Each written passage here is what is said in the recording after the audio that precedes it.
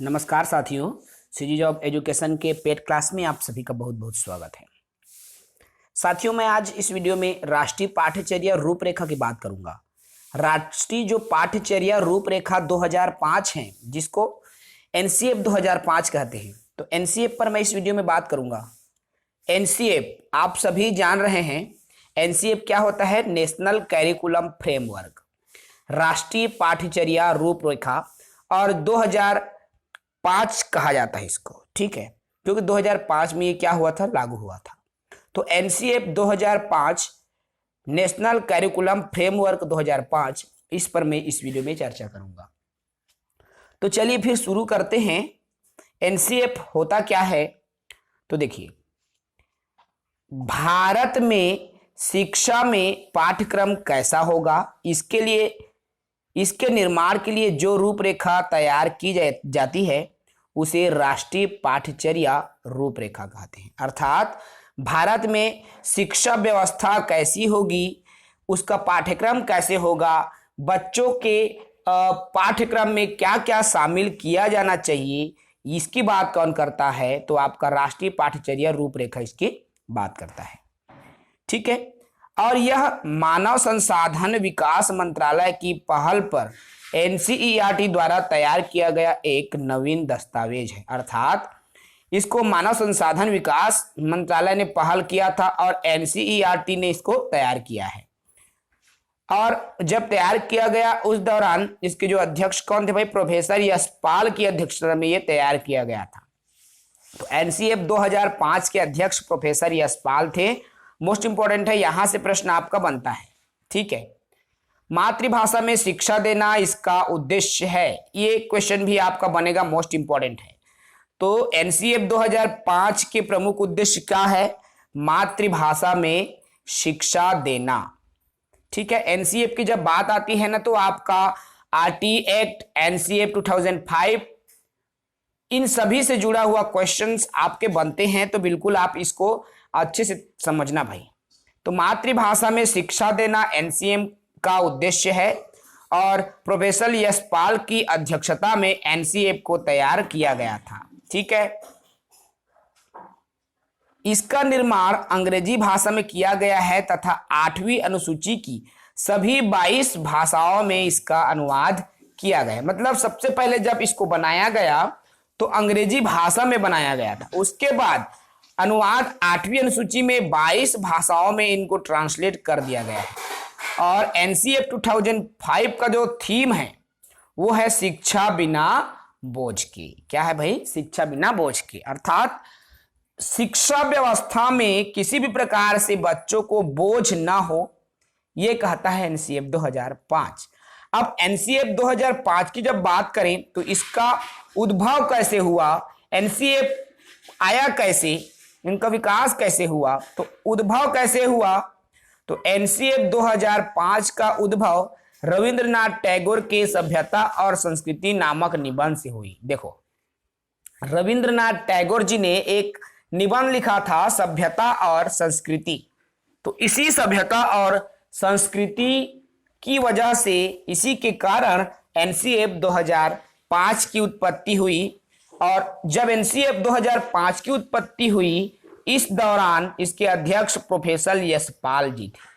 Professor Yashpal को अध्यक्ष बनाया गया और अब तक 5 राष्ट्रीय पाठ्यचर्या रूपरेखा तैयार की जा चुकी है। अब तक कितने तैयार हो चुका है?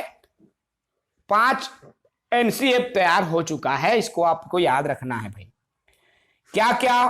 तो सबसे पहला जो एनसीएफ बना था वो था 1975 में, फिर 1986, 88 इसको आप देख लेंगे, है ना, 1986, फिर 2005 और 2000, फिर 2005, ये 4 एनसीएफ बना है। 1986 में बना था, इसको थोड़ा सा सुधार लेंगे भाई, 1986 है, ठीक है। तो ये 4 एनसीएफ और 5वां अभी एनईपी 2020, ठीक है। लेकिन ये जो है संशोधित रूप था ना, इसको याद रखना है भाई। अब तक का अंतरिम एनसीएफ 2005 जो कि राष्ट्रीय पाठ्यचर्या रूपरेखा है, ठीक है।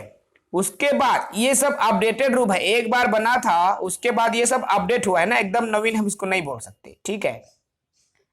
इसमें क्या उद्देश्य था, कक्षा 1 से 12 तक के छात्रों को कब किसे क्या कैसे पढ़ना, मतलब कब मतलब कौन सी उम्र में किसको पढ़ना है, क्या पढ़ना है, कैसे पढ़ना है, इन सभी उद्देश्यों को पूरा करने के लिए एनसीएफ 2005 लाया गया था। ठीक है, क्यों लाया गया था भाई, तो कब मतलब इसकी उम्र क्या होगी, कौन सी उम्र में बच्चा क्या पढ़ेगा, किसे पढ़ेगा। अर्थात मान लो एक पहली का बच्चा है तो क्या हम पहली के बच्चे को सीधा रविंद्रनाथ टैगोर जी के बारे में बता देंगे क्या, नहीं ना।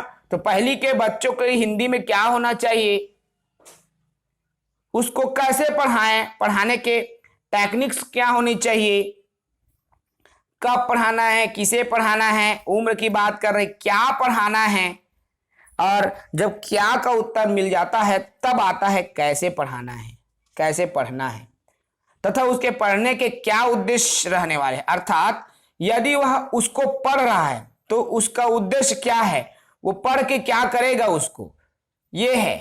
तो इन सभी बिंदुओं पर, इन सभी प्रश्नों पर बात, बच्चों के इन सभी उद्देश्यों की पूर्ति के लिए एनसीएफ लाया गया था।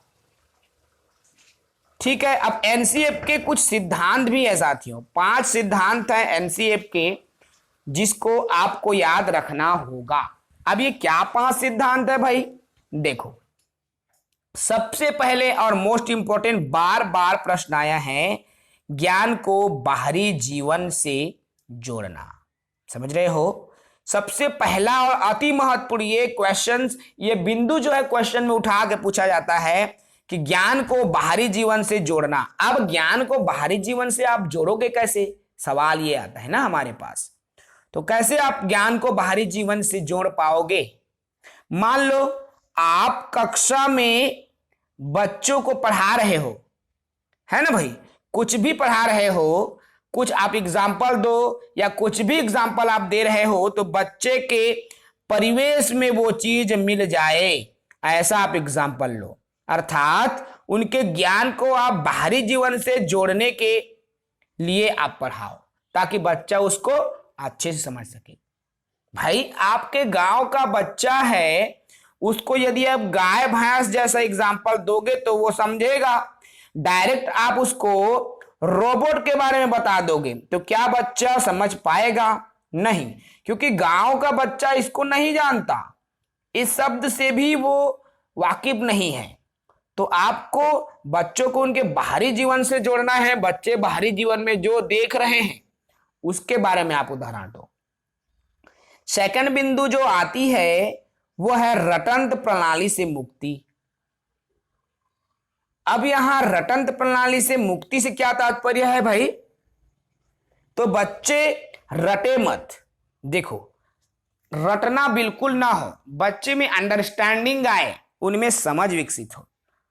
अब हमने उसको तो रटवा दिया, जैसे पहाड़ा हमने रटवा दिया, 2 एकम 2, 2 दूनी 4, 2 तिया 6, 2 चौका 8, ये रूल्स गलत है। पहाड़ा बनाते कैसे हैं अगर बच्चे ने जान लिया तो वो कितना भी पहाड़ा हो, कितने नंबर का भी पहाड़ा हो, वो बना देगा।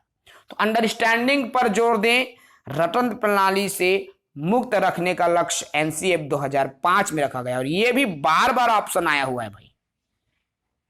थर्ड पॉइंट आता है शिक्षा बाल केंद्रित हो, यह भी लगातार प्रश्न आया हुआ है। तो शिक्षा क्या हो, बाल केंद्रित हो। बाल केंद्रित कहने का तात्पर्य है, देखो पहले जमाने में शिक्षा शिक्षक केंद्रित होता था। कैसे, शिक्षक कक्षा में आता था, मान लो कक्षा में आकर वो अपने मन से पाठ 5 पढ़ाना है, अब बच्चे को पाठ 5 पढ़ाया, पढ़ा के चला गया। इसमें शिक्षक की भूमिका गौण हो गई थी, शिक्षक की भूमिका नगण्य हो गई थी, छात्र की भूमिका, ठीक है, शिक्षक की भूमिका ही प्रमुख थी और छात्रों की भूमिका नगण्य थी। इसमें बच्चे नहीं सीखते। तो आज जो 2005 बना जब एनसीएफ, तो उसमें कहा गया कि शिक्षा बाल केंद्रित हो, अर्थात बालक के रुचियों को ध्यान में रखकर पढ़ाया जाए। खेल खेल आधारित हो, बच्चे क्या पढ़ना चाहते हैं, कैसे पढ़ना चाहते हैं, इन सब का ध्यान बाल केंद्रित में रखा गया है। ठीक है भाई। इसके अलावा चौथा बिंदु आता है कक्षा कक्ष को गतिविधि से जोड़ना और लचीला बनाना। देखो, कक्षा में हम कोई भी गतिविधि करवाते हैं तो वो हमारे प्रकरण से जुड़ा हुआ, अर्थात मान लो हम बच्चों को जोड़ना सिखा रहे हैं 13 धन 14। अब इसको मान लो हम बच्चों को जोड़ना सिखा रहे हैं तो 4 3 7 1 1 2 27 आ गया। डायरेक्ट हम क्यों सिखाएं भाई इसको? बच्चों को गतिविधि के माध्यम से सिखाएं। गतिविधि में आप तीली बंडल ले लो, कंचे ले लो, पत्थर वगैरह ले लो और उसके माध्यम से आप बच्चों को क्या कर सकते हो? सिखा सकते हो, है ना। तो तरीका ये होना चाहिए, आप बच्चों को सिखाओ। इस तरीके से आप गतिविधि से जब आप बच्चों को पढ़ाओगे तो बच्चा बोर भी नहीं होंगे, रुचि के साथ पढ़ेंगे। और कक्षा कक्ष को आप बिल्कुल लचीला रखो, सौम्य रखो, बच्चे प्रश्न पूछ सकें, सभी का महत्व होना चाहिए। ठीक। 5वीं बिंदु आती है साथियों, इसमें राष्ट्रीय महत्व बिंदु को पाठ्यक्रम में शामिल करना। देखो, राष्ट्रीय महत्व के जो बिंदु होते हैं अर्थात राष्ट्र हित के, भाई बच्चों को राष्ट्र हित के योग्य बनाएं, बच्चों में राष्ट्र प्रेम की भावना विकसित हो, देश के प्रति प्रेम की भावना विकसित हो, बच्चे को हमको इस तरह से शिक्षित करना होगा। ये कहता है एनसीएफ 2005 और उनके 5 जो थ्योरी है, सिद्धांत है। ठीक है। अब एनसीएफ पाठ्यक्रम के संबंध में, पाठ्यक्रम के संदर्भ में कहता क्या है, तो एनसीएफ के अकॉर्डिंग पाठ्यक्रम है क्या, इस पर हम प्रकाश डालें। पाठ्यक्रम, जिसको अंग्रेजी में कैरिकुलम कहा जाता है, तो कैरिकुलम जिसको पाठ्यक्रम बोलते हैं, तो पाठ्यक्रम है क्या चीज, इसको देखो। तो क्या है भाई, ये हिंदी शब्द पाठ्यक्रम 2 शब्दों से मिलकर बना है। हिंदी में जो पाठ्यक्रम शब्द है वह 2 शब्द से मिलकर बना है। क्या क्या 2 शब्द भाई? पाठ्यधन क्रम। अब पाठ्यधन क्रम ये 2 शब्दों से मिलकर बना है, इसी को पाठ्यक्रम कहा गया। अब दोनों का अपना अर्थ है ना, बताएंगे। तो देखो, यहां पर पाठ्य का अर्थ होता है पढ़ने योग्य और क्रम का अर्थ होता है एक निश्चित क्रम या एक निश्चित व्यवस्था। अर्थात पाठ्यक्रम का शाब्दिक अर्थ हो जाएगा पढ़ने योग्य विषय वस्तु की एक निश्चित व्यवस्था। आपने अपने पाठ्य पुस्तक में देखा होगा, पाठ 1 में ये पाठ है, पाठ 2 में ये है, पाठ 3 में जो भी है ना, ये क्या है भाई? यही तो एक क्रम है। उसी क्रम में बच्चों को हम पढ़ाया जाता है, वही हमारा क्या कहलाता है? पाठ्यक्रम कहलाता है। ठीक है, समझ में आ गया? आगे बढ़े। इसी पाठ्यक्रम को फ्रॉबेल ने परिभाषित करने का प्रयास किया है। फ्रॉबेल ने परिभाषित किया है, तो फ्रॉबेल ने क्या कहा? पाठ्यक्रम समस्त मानव जाति के गुणों का सार है। देखो भाई, कौन से कौशल बच्चों में विकसित करना है उसके हिसाब से पाठ्यक्रम रखा गया, और ये पाठ्यक्रम का निर्माण बच्चों के समस्त मानव जाति के गुणों का सार है। क्या है भाई? मानव जाति के गुणों का सार है ये पाठ्यक्रम। ठीक है, तो आपको बिल्कुल इस पर विशेष ध्यान देना होगा। उसके बाद देखो, एनसीएफ 2005 में शिक्षक के प्रति क्या दृष्टिकोण है, अर्थात शिक्षक को क्या होना चाहिए। एनसीएफ के अकॉर्डिंग ना, एनसीएफ 2005 के अकॉर्डिंग शिक्षक ज्ञान का स्रोत नहीं है। देखो, डायरेक्ट हम कहते हैं ना, शिक्षक मतलब जो ज्ञान देता है वो शिक्षक है, गलत, वो पहले होता होगा। लेकिन एनसीएफ 2005 में शिक्षक को ज्ञान देने वाला नहीं कहा गया, खत्म, शिक्षक की जिम्मेदारी खत्म है भाई। शिक्षक ज्ञान नहीं देता, बच्चों को क्या करता है? पहले हम बोलते थे कि शिक्षक पढ़ाता है, अब शिक्षक पढ़ाता नहीं। शिक्षक क्या है? तो शिक्षक एक सुगम कर्ता या सुविधादाता है, और बार बार ये प्रश्न पूछा गया है। फैसिलिटेटर जिसको बोला जाता है, सुगम दाता या सुविधादाता जिसको कहा गया है। तो एक शिक्षक क्या है भाई? सुविधादाता है, जो केवल और केवल बच्चों को वो अवसर उपलब्ध कराता है, वो सुविधा उपलब्ध कराता है जिससे कि बच्चा क्या हो सके? सीख सके। ठीक है, आगे बढ़ते हैं। एनसीएफ 2005 में बालक के प्रति क्या दृष्टिकोण है? बालक कैसे होना चाहिए एनसीएफ के अकॉर्डिंग, इस पर बात करते हैं। तो देखो, एनसीएफ 2005 में जो बालक के प्रति हमारा दृष्टिकोण है, प्रत्येक बच्चे के सीखने की जो गति होती है वो अलग अलग होती है। आप सभी जानते हैं प्रत्येक बच्चे की सीखने की गति अलग होती है, इसको मैंने पढ़ाया भी है, और उसके क्या बोलते हैं? उसको व्यक्तिगत भिन्नता। अर्थात यदि कक्षा में मान लीजिए साथियों 10 बच्चे हैं, तो प्रत्येक बच्चा या तो ज्ञान में दूसरे से अलग होगा, क्षमता में या अन्य उनमें कलाएं होगी, सीखने की गति अलग होगी, शारीरिक मानसिक सभी दृष्टिकोण से कुछ न कुछ उनमें क्या होगा भाई? भिन्न होगा, भिन्नता पाई जाएगी, और यही व्यक्तिगत भिन्नता है। तो प्रत्येक बच्चे में सीखने की गति भी भिन्न भिन्न होता है, अर्थात कोई बच्चा जल्दी सीखता है, कोई लेट से सीखता है। ठीक है, तो हर बच्चे में पाठ्यक्रम भी अलग अलग हो। बालक के प्रति यही दृष्टिकोण होना चाहिए एनसीएफ के अकॉर्डिंग। मतलब कोई बच्चा जल्दी सीख जाता है तो उसका पाठ्यक्रम अलग हो, कोई बच्चा लेट से सीखता है उसके लिए अलग पाठ्यक्रम सुनिश्चित की जाए। ऐसा क्यों किया जाए? क्योंकि बच्चे सब सीख सके, सभी बच्चे सीख सके, है ना। स्लो लर्नर हो, स्पीड लर्नर हो, मीडियम लर्नर हो, सभी बच्चे सीख सके, इसके लिए पाठ्यक्रम बच्चों के हिसाब से होना चाहिए। अतः शिक्षक को चाहिए कि बच्चों को अपने हिसाब से सीखने का मौका दे। इसलिए देखो हम क्या करते हैं, जो शिक्षक केंद्रित कक्षा है, शिक्षक कक्षा में गया, कक्षा में जाकर पाठ 5 को पढ़ा दिया। अब उस पाठ 5 को क्या सब बच्चों ने सीख पाया? जरूरी नहीं है ना साथियों, इस बात को याद रखना। सब बच्चे सीख पाए ये जरूरी नहीं है। क्यों नहीं है? मैंने तो अभी कहा ना आपको कि कोई बच्चा स्पीड लर्नर है, कोई बच्चा स्लो लर्नर है, कोई तीव्र गति से सीखता है, कोई मंद गति से सीखता है, कोई जल्दी सीख जाता है। भाई तीव्र सीखा वो तो सीख गया, अब जो मंद है, जो एकदम धीरे सीखता है, धीमी गति, अब उनके साथ क्या करोगे आप? एक दिन की सिखाई में थोड़ी सीख पाएगा जी बच्चा।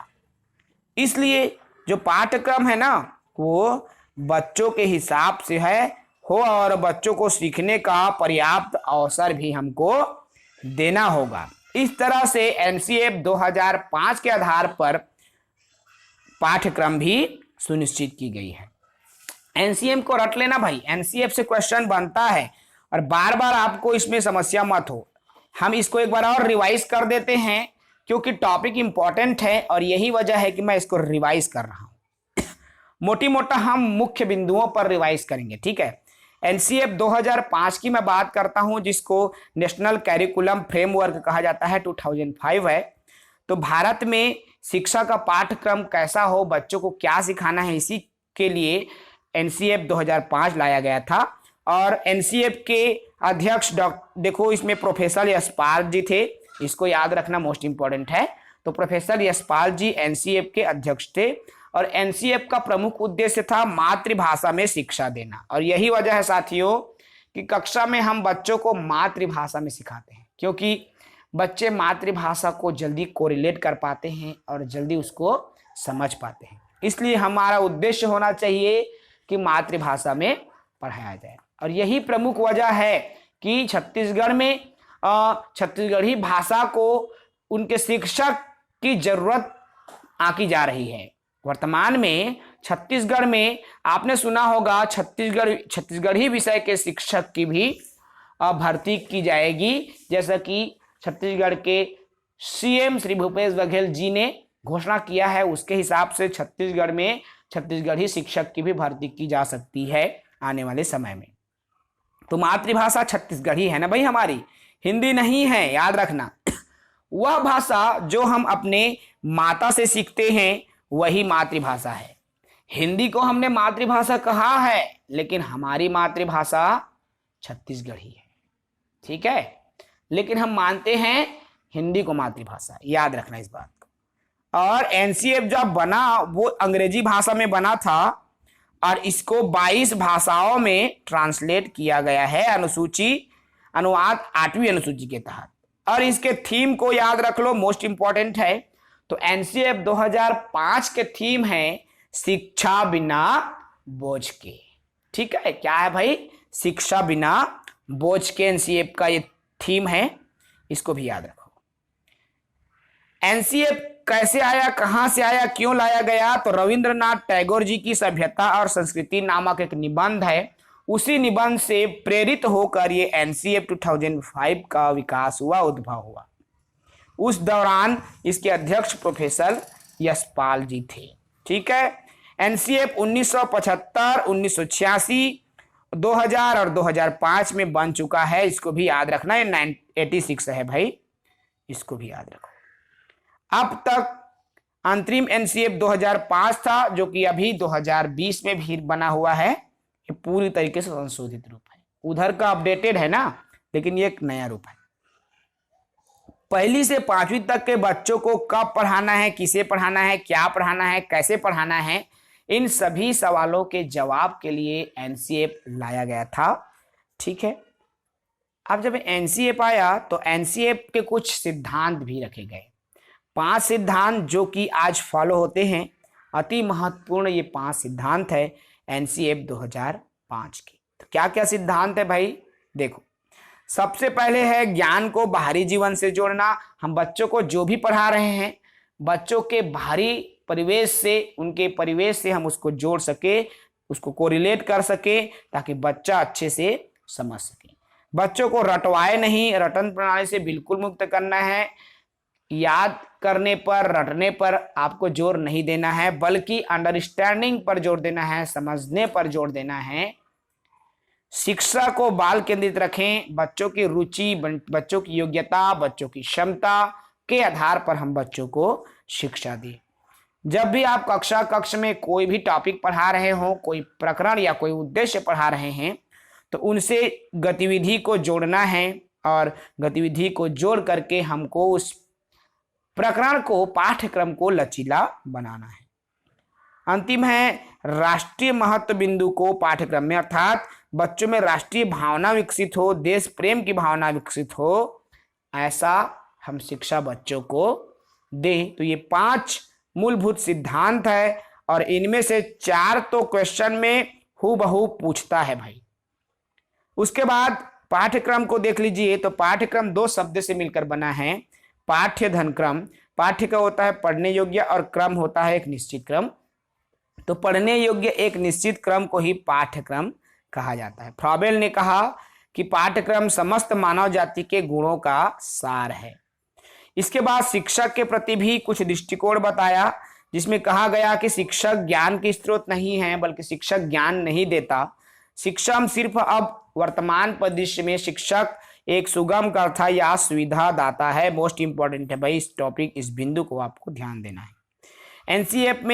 एनसीएफ 2005 में बालक के प्रति क्या दृष्टिकोण बताया है? तो एनसीएफ का कहना है कि प्रत्येक बालक की सीखने की गति अलग अलग होती है, इसलिए पाठ्यक्रम भी हर बच्चे के आधार पर अलग अलग हो। कोई जल्दी सीखता है, कोई धीमी सीखता है, कोई मध्य तरीके से सीखता है। तो सभी बच्चों के आधार पर पाठ्यक्रम हो और इसके लिए शिक्षक को चाहिए कि बच्चे के हिसाब से ही सीखने का बच्चे को अवसर दे। अगर लगता है कि कोई बच्चा 10 दिन में सीख रहा है तो आप उतना अवसर दीजिए। आपको लगता है कि जो प्रतिभाशाली बच्चे हैं, इंटेलिजेंट बच्चे हैं, वो 2 ही दिन में सीख सकता है, तो उसके लिए कुछ नया सिस्टम रखिए, नया पाठ्यक्रम आप सृजित कर दीजिए। तो इस तरह से शिक्षा व्यवस्था होना चाहिए, ये कहता है एनसीएफ 2005। और एनसीएफ 2005 को आप बिल्कुल याद रखेंगे साथियों, मोस्ट इंपॉर्टेंट है। आपके परीक्षा में एनसीएफ 2005 से जुड़ा हुआ प्रश्न बार बार आता है। तो इस सेशन में हम ज़्यादा नहीं करेंगे, क्योंकि एनसीएफ एक ही टॉपिक हमने लेने का प्रयास किया ताकि आपको एनसीएफ बेहतर तरीके से समझ में आ सके। इसके बाद अगली जो सेशन रहेगी वो नई शिक्षा नीति 2020 पर रहेगी और नई शिक्षा नीति से जुड़ा हुआ हर उस बिंदु को हम छूने का प्रयास करेंगे जो कि आपके परीक्षा में आ चुके हैं या परीक्षा में आने लायक है।